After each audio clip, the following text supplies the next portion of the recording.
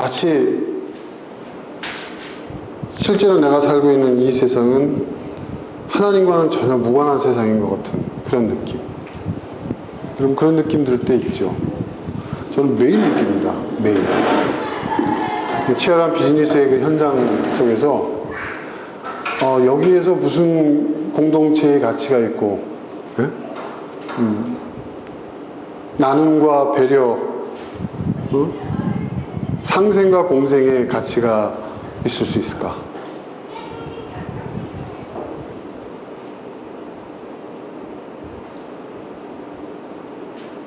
얼마 전에 저희 회사에 그 중책을 맡고 있는 임원하고 저하고 나이가 같아서 많이 친해졌어요. 근데 그분이 저한테 뭐라고 얘기하냐면, 자기는 직장 생활을 지금 20여 년을 해왔는데 한 번도 직장에서 이런 우정을 나눠본 적이 없다. 나한테 그러는 거예요. 저한테 그러는 거예요. 난 윤 대표가 좋아요, 그러더라고요. 네. 그리고 많은 시간을 같이 보냈으면 좋겠고. 그래서 사실은 어저께도 저보고 놀러 가자고 그랬어요, 놀러 가자고. 골프 치냐고 해서 난 골프 안 친다고 했지. 등산 좋아한다고. 등산 가자고. 네. 그래서 묻지도 않았는데 딸 하나가 있는데 어쩌고 저쩌고 막 이런 고민들 막 이런 얘기를 하는 거예요. 근데 전 들어주는 거지 뭐 있겠습니까? 근데 그 사람의 마음이 열린 거죠.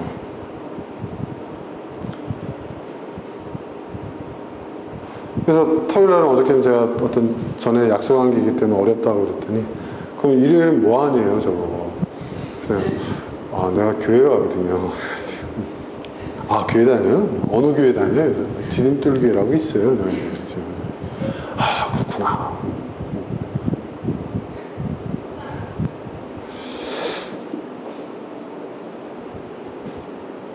그러니까 그런 뭐라고 그럴까요? 이런 것이 직장 안에서 이게 가능하구나. 이분은 처음 경험했다는 거예요. 대구 분이거든요. 그래서 친구들이 다 동창들도 고등학교 친한 친구들, 고향 친구들, 모든 친구들이 다 대구에서 자기는 언젠가는 대구로 돌아가야 된다. 늘 그렇게 생각했다는 거예요. 나의 사람들이 거기 있고. 그러니까 대구에서 서울로 이제 상경해서 외롭게 여기서 이제 부평초처럼 떠다니면서 직장에서 얼마나 애쓰고 노력을 했겠어요. 그래서 아무 연고도 없이 올라와서 그래도 중견기업에 아주 중요한 임원 자리까지 올라갔잖아요. 근데 치열하게 경쟁했다는 거예요. 치열하게.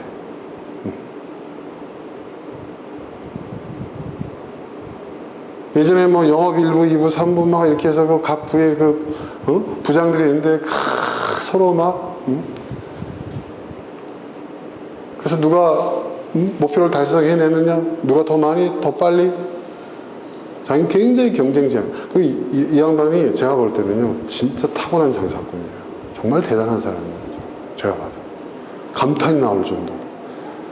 그렇구나. 이런 사람들이. 그러니까 이런 능력을 갖고 있으니까 이런 자리에 오르지. 그런 생각이 듭니다. 근데 이분은 지금 회사의 어떤 임원들하고 교류하지 않는다. 가끔씩 만나서 밥도 먹고 자기네끼리 술도 한잔 마시고 이렇게 하지만 그건 의례적인 거지 우정이라고 얘기할 수 있는 것이 아니라. 근데 이런 얘기를 들었을 때 그렇구나. 이게 우리가 살고 있는 세상이구나.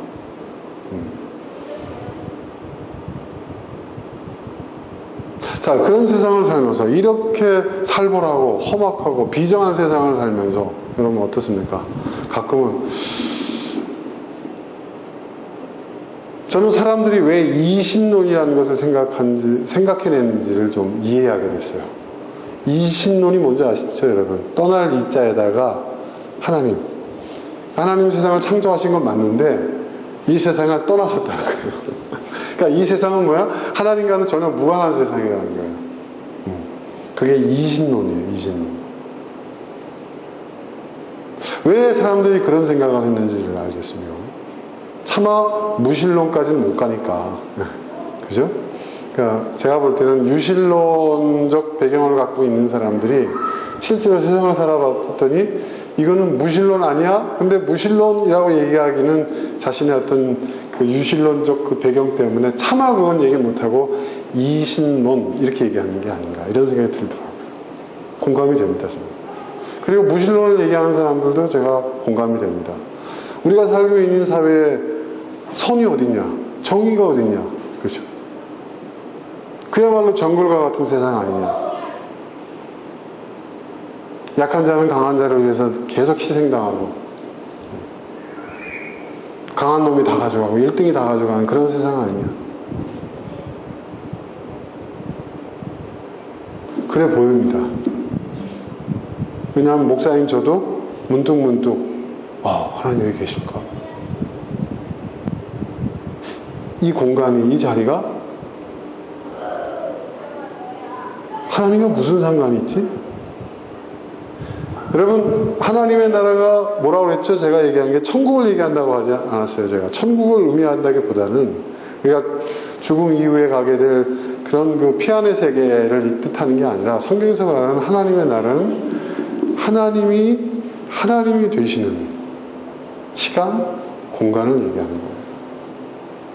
하나님이 되시는. 그러니까 하나님이 하나님 되신다는 것은 내가 하나님이다 이놈들아, 내가 창조주야 이놈들아, 이게 아니라 하나님의 정의, 하나님의 사랑, 그죠? 하나님의 공의가 실현됩니다. 그 시간과 그 공간, 그 상황이 하나님의 나라예요. 그래서 나라가 임하옵시고 하고 우리가 주기도문의 그 내용이 바로 그거예요, 여러분. 우리의 가정이 하나님의 나라가 돼야 되고, 그죠? 우리의 공동체가 하나님의 나라가 돼야 돼요. 우리의 직장이. 그런데 아무리 눈 씻고 봐도 하나님의 나라가 보이지를 않아요. 제가 살짝 조사를 했거든요. 제가 다니는 회사에 기독교인들이 얼마나 되나. 쉬워요? 어렵지 않아요. 회사에서 중요한 날이 있을 때마다 우리 회장님께서는 고사를 지내세요. 근데 이 고사를 지내는 것도 제가 볼 때는 이분의 종교로 고사를 지내는 게 아니라, 옛날 분들은 여러분 중요한 날이거나 행사가 있으면 무조건 뭐예요? 통과 의례잖아요. 그죠? 중요한 날을 뜻하는 행위가 고사를 지내는 거예요. 그거를 정말 어떤 신앙으로서 그걸 믿는다면, 그러니까 믿지 않는다는 건 저는 확신해요. 그냥 그분의 평소의 행동을 보면. 농담입니다. 누가 또 녹음해서 또 회장에 갔다 가시네요. 하여튼, 여러분, 그분도 스스로 그래요. 나는 산교다, 산교. 그래요. 나는 산을 믿는 사람이다. 또 산에 가보니까 기독교의 기도원도 있고, 천주교의 수도원도 있고, 불교의 절도 있더라. 그래서 나는 가까운 종교시설에 들어가는 거다. 어릴 때부터 뭐 불교에 대한 그런 건 익숙해져 있으니까 거기에 거부감이 전혀 없는 거다. 뭐 이렇게 나는 산교다. 그래서 제가 이제 우리 회장님한테 뭐라고 얘기하는지 아세요? 회장님, 사람들이 산에 갈 때마다 소리를 지르죠? 야호 하죠? 그렇지. 내가 보니까 서양 사람들도 그런 것 같아요. 그렇더라. 모든 사람들이, 세계에 갖고 있는 사람들이 산에 올라가다 소리를 지른대요. 근데 그 소리를 잘 들어보면요, 모음은 다르지만 자음은 같습니다. 예, 자음이 같아요. 여러분, 스위스에서 요들성 있죠? 요들성이 요롤레이 호잖아요. 이게 사실은 그들이 보내는, 산에서 내는 소리예요. 목동들끼리 서로 소리를 주고받는 그 내용이에요. 그게 우리나라는 야호라고 해요. 근데 성경에 보면 하나님의 존함이 어떻게 되죠? 야훼예요. 과거 구약시대의 선지자들, 하나님의 사람들 어디 가서 하나님을 만났어요? 성전 만들어지기 전에 산에 올라가서 야훼요 하면서 기도했다고. 우리는 뭔지 모르지만 산에 올라가면 그냥 있을 수가 없어. 그 경외감. 그래서 우리는 소리를 지르는 거예요. 그리고 산이 높으니까 하늘과 제일 가까울 거라고 생각해서 사람들 산에서 기도를 해요. 그게 산당이야. 그게 구약성경의 번제단이야. 쌓아놓고 돌무더기를 쌓아요. 여러분 희한해요. 어느 나라 가보세요. 돌무더기를 쌓아요. 근데 성경을 보세요 여러분. 번제단 뭐로 쌓았어요? 돌로 쌓았어요. 무언가가 있다니까요. 그리고 전능하신 하나님이 히브리어로 엘샤다인데 엘이 하나님이거든요. 명사가 앞으로 나오고요. 형용사가 뒤로 붙어요. 히브리어는. 근데 그 샤다이가 뭔지 아세요? 전능하신이라고 우리 번역하지만 이게 산과 같은 하나님이에요. 목동들에게는요, 여러분 보세요. 광야에서 이렇게 생활하고 있는 유목민들에게 있어서 산은요, 모든 게 다 있어 그 안에. 그렇죠? 양떼를 먹일 목초지도 있고요. 그렇죠? 계곡도 흐르고요. 그죠 여러분? 네? 비바람을 피할 수 있는 바위 틈도 있고요. 그렇죠? 모든 걸 다 갖춰줬어요. 산과 같은 하나님. 그리고 그 산이라는 히브리어 단어, 그 샤다이가 어디서 또 유래를 했냐면 어머니의 가슴. 어머니의 가슴. 산 모양과 어머니의 그 가슴 모양이 같다는 거죠. 우리나라처럼 저기 뭐 네팔에 있는 히말라야처럼 뾰족뾰족한 산이 아니라 그 지역에 있는 산은 다 완만해요. 그러니까 어머니의 가슴은. 그러니까 젖먹이에게 어머니의 가슴은 생명이죠. 모든 것이죠. 그래서 엘샤다이라는 말이 거기서 온 거예요. 여러분. 산과 관련돼 있잖아요. 이 얘기를 쫙 제가 재밌는 얘기처럼 들려드렸어요. 그랬더니 그러네. 저는 뭐예요? 저는 이런 게 전도라고 생각합니다. 그래서 우리 기독교는요, 산에서 출발한 종교입니다. 그래? 처음 듣는 얘기라는 거예요. 모세가 시내산에서 하나님을 만나가지고 약속했거든요. 선민의식. 하나님의 백성을 선택을 받고. 그렇잖아요, 여러분. 그죠? 아브라함이 여러분, 그 아들 이삭을 모리아산에서, 그렇죠? 산에서 하나님을 만났잖아요. 그랬더니, 그렇구나. 그래서 속으로 저는 오늘 진도는 여기까지. 제가 선교사니까요, 여러분. 제가. 근데 여러분, 아무튼.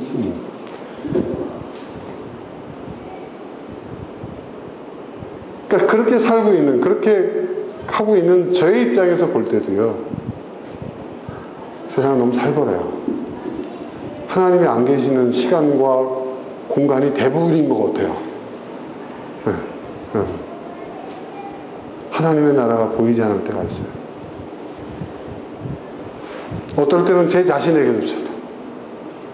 요번에 제가 굉장히 유혹이 있었어요. 왜냐하면 제 목표 할당량에, 저희 회사 목표 할당량에 0.4%가 모자라. 0.4% 여러분, 돈으로 따지면 한 1,000만 원 남짓되는 돈, 1,몇백만 원 정도 되는, 요거만 채우면은 목표 할당량이 되거든요. 그러니까 우리 직원들이, 그 경험 많은 영업 직원 그 차장이 하나 있는데 저한테 딱 오더니, 대표님 뺏어옵시다. 우리가 다른 업체들보다 물건을 좀 싸게 주고 한 10% 싸게 주면 당장 뺏어올 수 있습니다. 저도 갈등이 되더라니까요, 여러분. 저도 채우고 싶은 거야.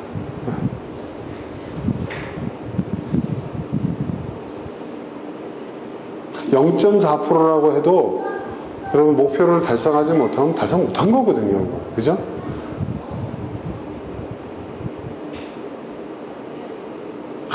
그러면 이제 그냥 시체에 그 모여드는 까마귀 떼들처럼 와가지고 나를 그냥 막 다 물어뜯을 텐데, 이제 이번에 경영진단보고 할 때 그런 걸 전문으로 하는 또 부서들이 있잖아.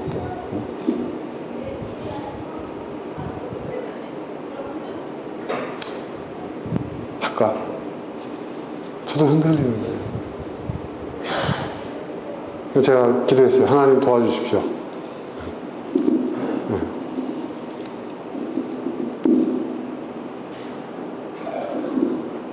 네, 하나님 도와주시더라고요. 네. 도와주시더라고요. 어떻게 도와주셨냐? 결국 제가 이 친구, 그럼 네가 알아서 해봐. 네, 이랬어요. 하라는 얘기죠, 사실은. 이제 솔직한 고백입니다. 자네가 한번 알아서 해봐, 그러면. 나는, 내가 나서는 못하겠는데, 네가 한번 해봐. 이제 이런 거죠. 그러고 기도한 거예요.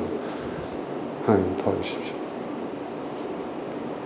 근데 어떤 일이 벌어졌냐면, 저희보다 더 싸게 주겠다는 데가 생겨가지고, 글로 갔어요. 그래서 결국 목표 달성 못했어요. 근데 저는 그게, 실패했구나.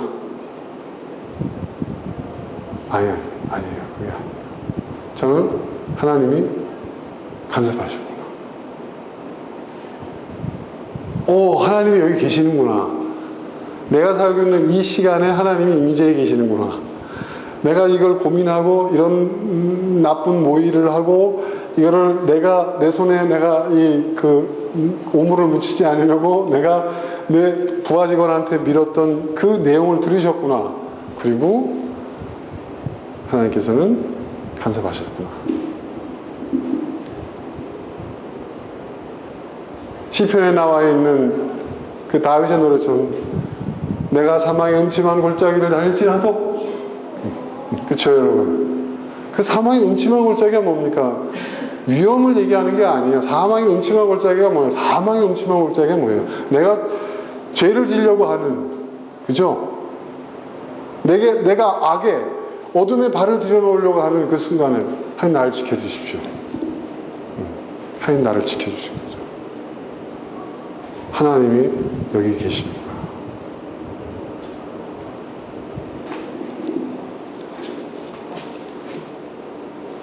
누구든지 다시 나지 않으면, 다시 난다는 게 뭘까요, 여러분? 다시 난다는 게. 사람이 다시 날 수 있습니까? 니고데모가 예수님께 그렇게 물어봤잖아요. 어떻게 사람이 다시 날 수 있습니까? 근데 예수님이 뭐라고 말씀하셨죠?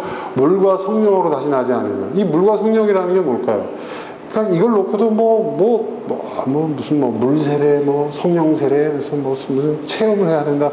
이런 얘기를 해요. 그러니까 교회 나와서 세례 받는 건 그건 물세례고, 종교의 입교식이고, 성령 세례라는 걸 받아야 된다. 이 성령 세례라는 거, 저도 그렇게 배웠고, 그렇게 가르쳤어요. 근데 제가 볼 때는 아니에요. 그런 핵심은 그게 아니에요.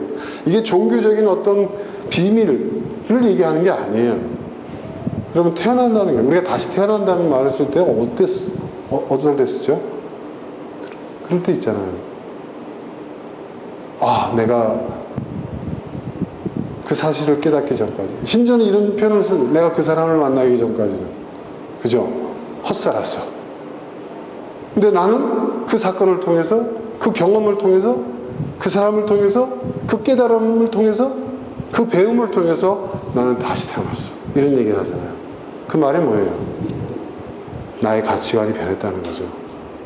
그죠? 가치관이 변하는 거예요.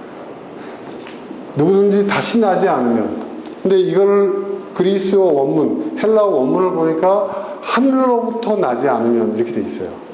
하늘로부터 나지 않으면 하나님의 나라를 볼 수 없다. 이 말은 뭐예요? 말 그대로 우리가 뭐예요? 하늘나라의 가치, 우리의 가치관이 변하는 거예요. 세상의 가치관에서 하늘나라의 가치관으로 바뀌는 거예요. 불신의 가치관에서 믿음의 가치관으로 바뀌는 거예요. 그런 가치관을 갖고 있으면 보인다는 거예요. 하나님이 사망의 음침한 골짜기에 계시는 것 보인다는 거예요. 여러분, 하나님이 지옥에 계실까요? 안 계실까요? 어려운 질문 한번 해봅시다. 하나님은 어디에나 계시잖아요. 하나님의 무소부재, 이게 기독교의 굉장히 중요한 교리입니다. 하나님은 어디에나 다 계신다. 하나님 지옥에 계실까요? 안 계실까요?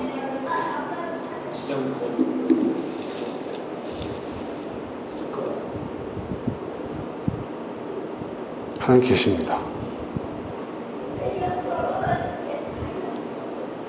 지옥이 하나님 없는 곳이 지옥이고 하나님이 어떻게 지옥에 가실 수 있어요? 죄인들을 가는 곳이 그 처벌받는 곳이고 이런 얘기를 사람들이 많이 해요.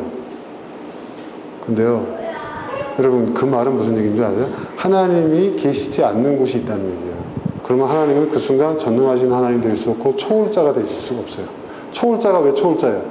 절대자가 왜 절대자예요? 막힘이 없고 거침이 없고, 그죠? 모든 걸 초월하시고 모든 것이 가능하신 분이어야 되거든요. 하나님, 그죠? 우리가 생각하는 것 이상으로. 저는 지옥에도 하나님 계신다고 믿습니다. 그래서 저는 예전에 천주교에 뭐죠, 여러분? 연옥설. 저는 그 성서적 근거는 거의 없어요, 사실은. 죽은 자를 위한 기도가 연옥에 간 사람들을 위한 기도라고 하는데 저는 그렇게 생각하지 않습니다. 저는 죽은 자를 위한 기도는 연옥을 얘기한다고 생각하진 않아요.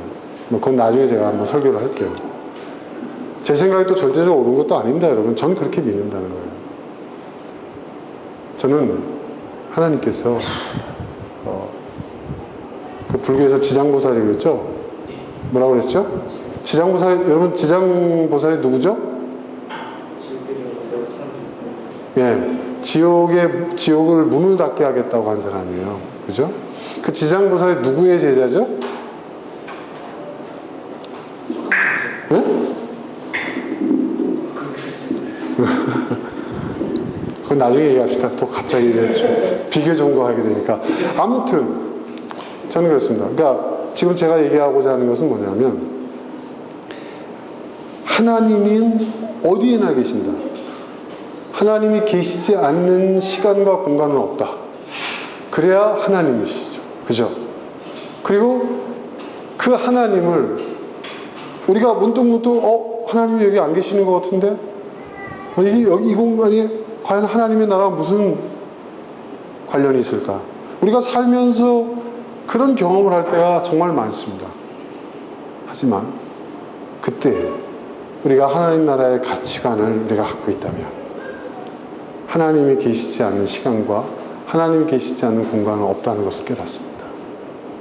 프란시스 셰퍼가 쓴 굉장히 유명한 책이에요. 그 책의 제목이 뭔지 아세요, 여러분? 거기 계시는 하나님. 거기 계시며 일하시는 하나님. 그 제목 한마디에 그 책의 내용이 다 들어가 있어.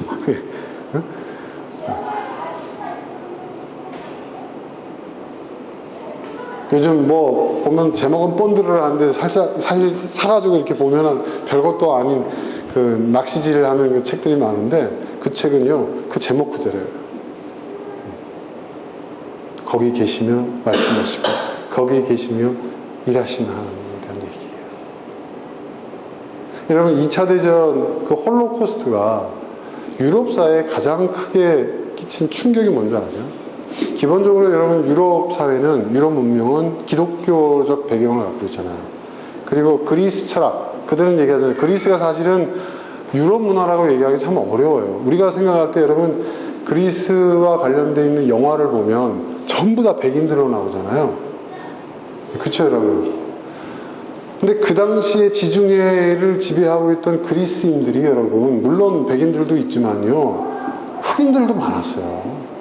그리고 동양인들도 많았어요, 여러분. 네? 그들은 짬뽕이에요. 이런 얘기하면 좀 죄송하지만 그들은, 왜냐하면 이 지중해 문화권이 여러 문화권과 여러 민족과 인종들이 교차하는 그 지정학적 요충지에 있었어요. 여러분 그거 아셔야 됩니다. 네. 백인 문명권이라고 얘기하기가 어려워요, 사실은. 오히려 지중해는요, 십자군 원정이 한창 시작되고 십자군 원정이 끝날 때 비로소 유럽화 되기 시작한 것이지, 그 이전에는요, 여기는 뭐냐면 동서양에 교차하는 그런 다문화권이었던 거예요. 다문화권. 그 인종적으로도 엄청 다양했어요. 네. 그걸 여러분 아셔야 됩니다. 다양한 도시 국가가 있었고요. 그 인종적 그 구성도 다양했어요.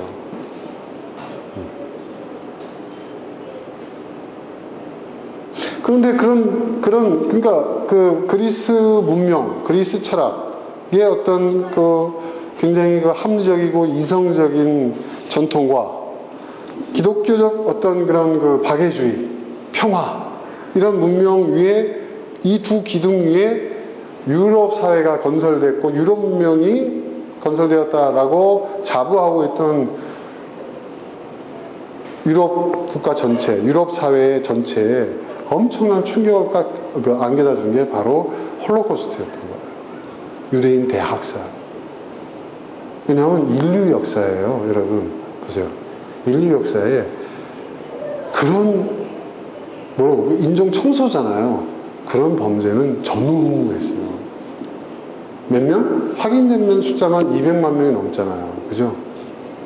그리고 또 얼마나 극악무도했어요. 그들이. 그냥 죽인 게 아니잖아요. 그죠? 그들의 것을 다 뺏었고, 심지어는 그들의 사체를 가지고 비누도 만들고 기름도 만들고 그걸 다 활용했잖아요. 그죠, 여러분? 인류사에 영원히 잊을 수 없는 어마어마한 범죄를 저질러 놓은 거예요. 저질러 놓고 어떻게 이 문명사회가 이런 일을 저지를 수 있을까? 여러분, 거기에서 뭐가 온 거죠? 회의주의가 온 거예요. 회의주의가 오고 허무주의가 오고, 그러니까 다 상대주의로 빠진 거예요. 그리고 해체주의가 온 거예요. 그래서 예술계에서 얘기하고 있는 그런 포스트 모더니즘적인 어떤 그런 문화사조가 이렇게 주류를 이루게 된 거죠. 그들 눈에 하나님이 안 보이는 거예요. 이 엄청난 사건에서 하나님의 나라는 안 보이는 거예요. 그래서 그 사람들이 탈교회를 하기 시작합니다. 네. 종교를 떠나는 거예요. 기독교가 오랫동안 지배했던 유럽 문명에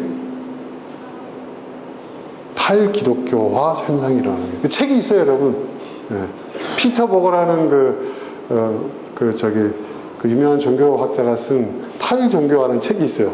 번역을 엉터리로 해가지고 그 책 갖다 놓고 공부하고, 영어로 보니까, 짧은 영어 실력으로 보니까 더 쉬워. 원전을 보세요, 여러분. 번역을 어떻게 그렇게 개발세발로 했는지. 지금 제가 볼 때는 번역한 사람한테 좀 모욕감을 준 말인지 모르겠지만, 제가 볼 때는 구글 번역기를 돌려도 그거보다 번역을 더 잘하는 것 같아요.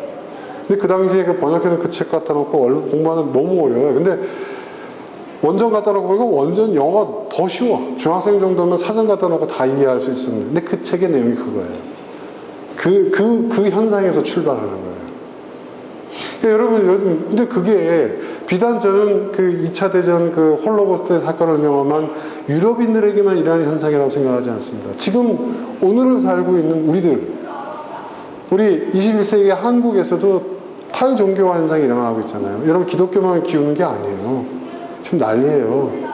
천주교도요, 지금 교인들이 안 모여요, 여러분. 난 기독교 개신교가 싫어 천주교를 간다는데, 그건 한때 얘기고요. 거기도요, 지금. 게다가, 거기는 또 사제되겠다고 하는 사람들이 없어요. 심각합니다, 여러분. 네. 요즘 지방병원에 간호사 구하기 어렵다고 하잖아요. 지금 천주교도요, 지금 사제를 구하기 어려워요. 환속하는 사제들이 그렇게 느는 거예요. 그리고 신학교에 모집을 해도 전액 장학금을 다 주는데 안 온대요. 그래가지고 막 교구에다 할당을 준대. 이 교구에서 신학생 몇 명 후보생 보내! 막 이러면서 이제 나 아주 그냥 아우성이랍니다. 그럼 불교는 어떨 것 같아요, 불교. 우리 회장님도 얘기하는데, 나 1년에 한 번 갈까 말까야. 근데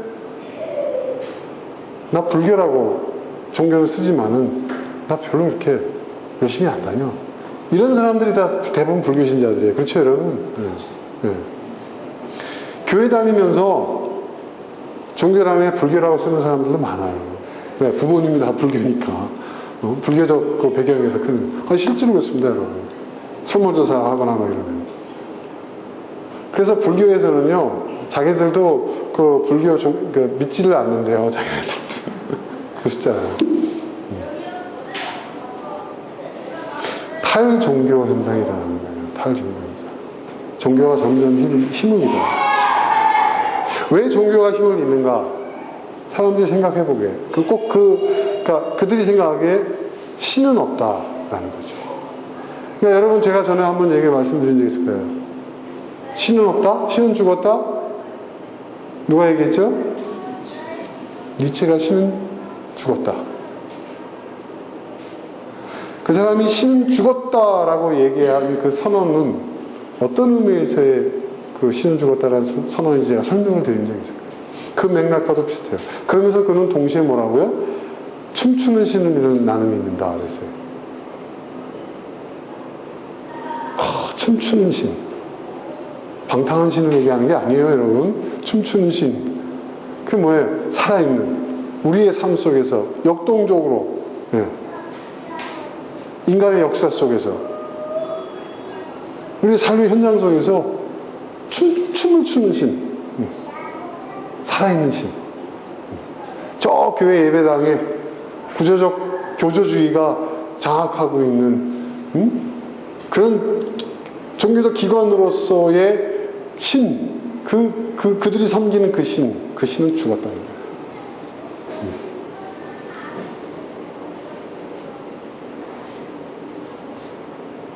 여러분, 지금 왜 무신론자들이 또는 이신론자들이 늘어나는가? 보이지 않기 때문이었습니다.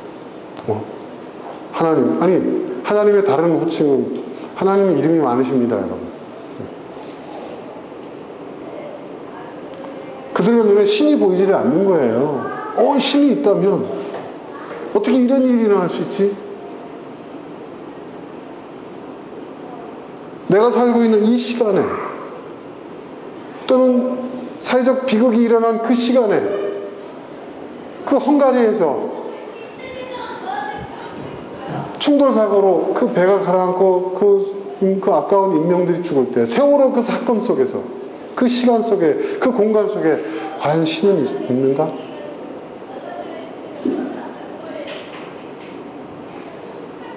치열한 경쟁, 정성이 아니라 정량적 판단, 철저한 숫자적 판단에 의해서 모든 것이 평가받고 모든 것이 판가름이 나는 이 무한 경쟁의 시대에서 신은 계신가?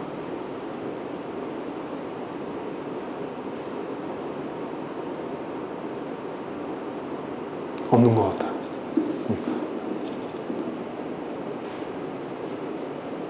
여러분, 세속화라는 게 뭔지 아십니까? 세속화라는 건 우리 생각에 거룩한 것이 타락하는 것을 세속화라고 생각해요. 그게 아니에요, 여러분. 세속화는 두 가지 의미가 있어요.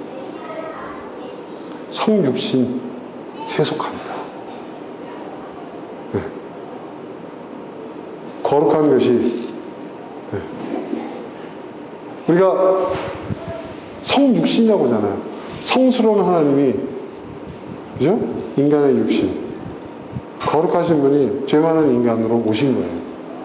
여러분, 이게 기독교의 핵심이에요, 여러분.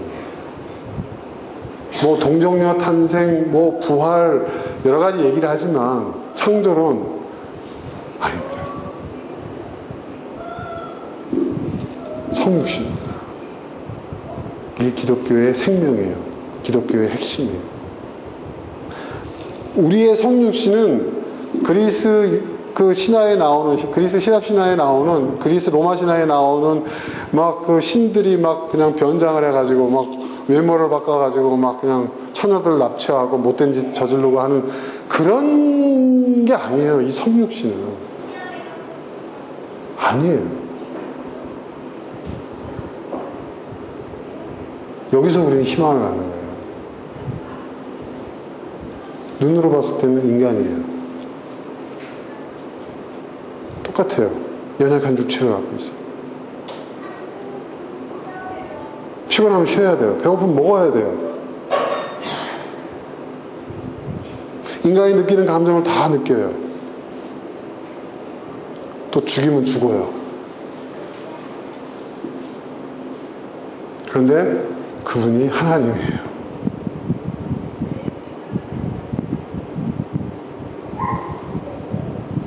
여기에 담긴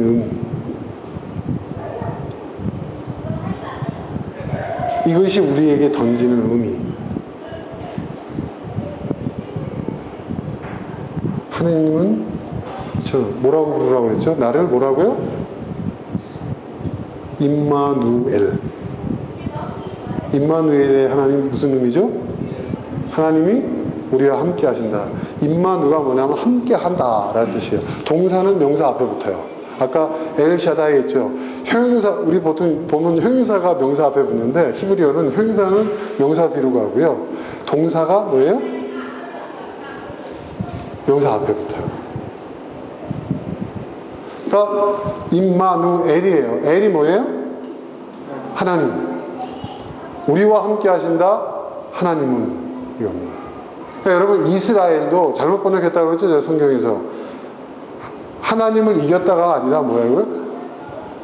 이겼다. 하나님이 야곱을 이긴 거예요. 야곱이 하나님을 이긴 게 아니에요. 씨름으로 하나님을 이기려고 하다가 다리 부러진 거예요. 그러니까 난 좀 성경 좀 제대로 번역했으면 좋겠어요. 아무튼 그거 이미 그게 다 알고 있는데도 불구하고 그렇게 믿어왔기 때문에 그렇게 가르쳐 왔기 때문에 그걸 뒤집기가 어려운 거예요. 그거 잘못한 거 아니에요, 여러분?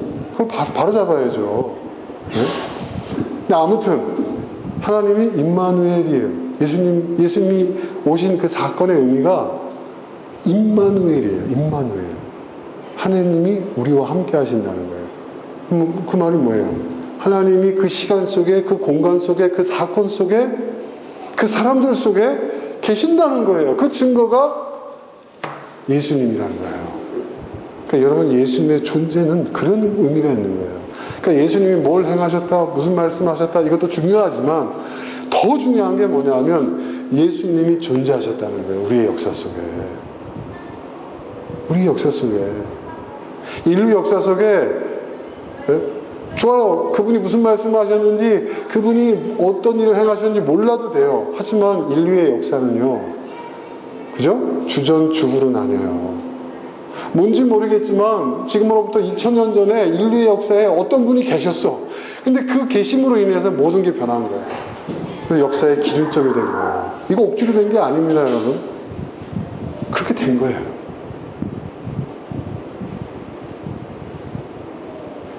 그분의 존재가 하나님이 우리와 함께 하신다는 증거라는 거예요.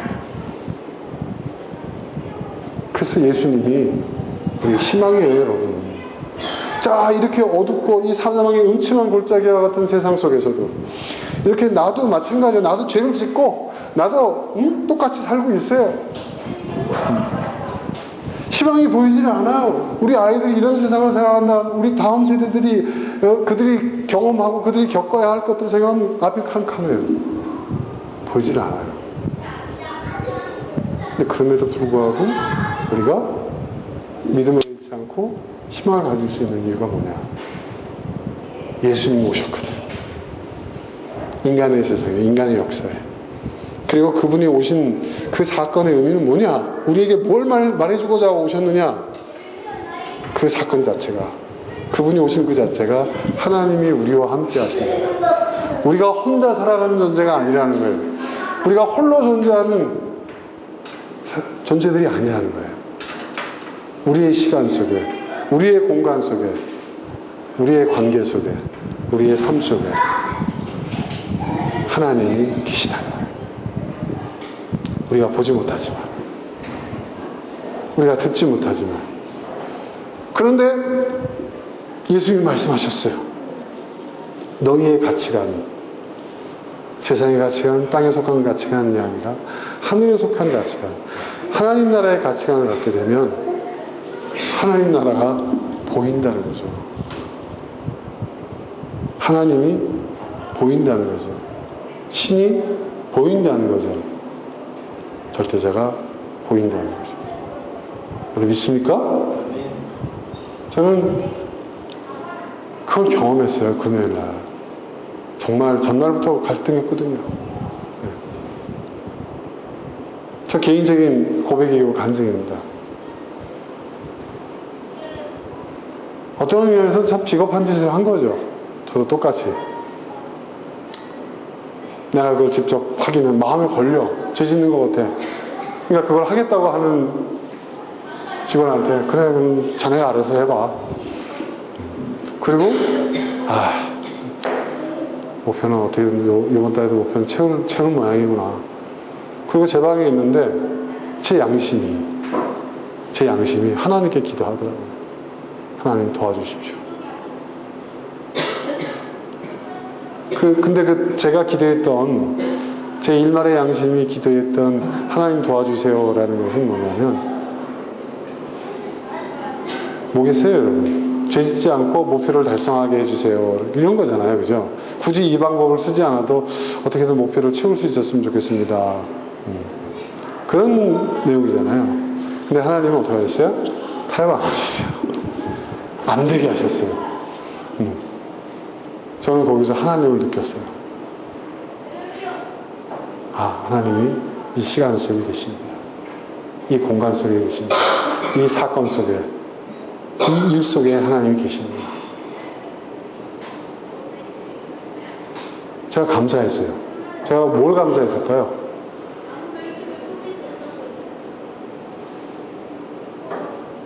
목표가 달성 안 됐는데 감사할 게 뭐 있어요? 저 인간적으로 보면.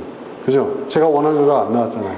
저는 뭘 감사했냐면 하나님이 이 시간 속에, 이 공간 속에, 이 사건 속에 계시다는 것을, 하나님은 여기 계시다는 것을 알게 해주셔서 감사합니다.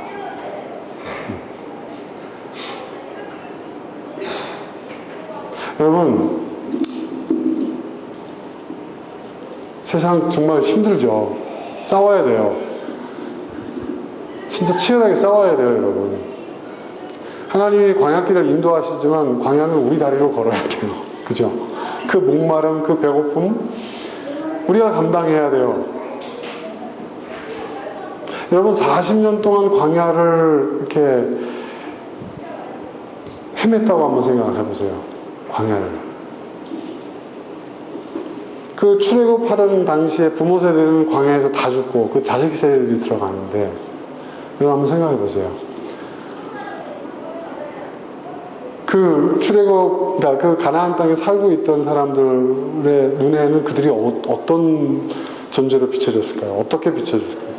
거짓되죠. 그죠, 여러분? 그죠? 그렇지 않습니까?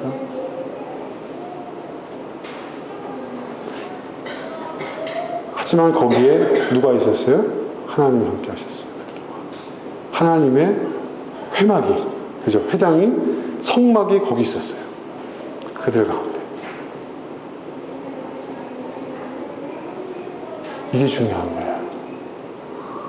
거기 하나님이 그들과 함께 하셨는데 그들이 적과 꿀이 흐르는 땅에 있었던 게 아니라 광야의 유목민으로, 광야의 유랑자로 그들을 생활했다는 것이죠. 그죠? 그게 우리에게 주는 의미가 있습니다. 우리의 영원한 안식처에 다다를 때까지 아마 우리도 광야를 헤매는 이스라엘 백성들과 같은 그런 인생을 살아가게 될 것입니다. 문득문득 배고픔 앞에서, 목마름 앞에서 어떤 우리를 엄습해오는 어떤 그런 사건과 사고와 정말 이 자리에 과연 하나님 계시나? 이 시간에 하나님 과연 계시나? 하는 그런 순간들이 우리에게 무수히 올 거예요. 그럴 때마다 여러분 기억하십시오. 하나님이 계시지 않는 시간과 하나님이 계시지 않는 공간은 없습니다. 하나님 나라의 가치, 그 가치를 지키는 자, 그 가치를 믿는 자, 그 가치를 의지하는 자에게 지금도 여기 계시며 말씀하시고 일하시고, 그리고 누구의 말, 어떤 철학자의 말처럼 춤을 추고 계시는 그 하나님을 여러분 경험하실 수 있게 될 겁니다. 그렇게 된다면 우리는 끝까지 우리가 따르기로 한 예수의 길, 그 길을 끝까지 우리는 걸어갈 수 있지 않을까 그렇게 생각합니다. 그렇게 될 수 있기를 축원합니다. 자, 오늘 함께 나눈 말씀을 생각하면서 우리 함께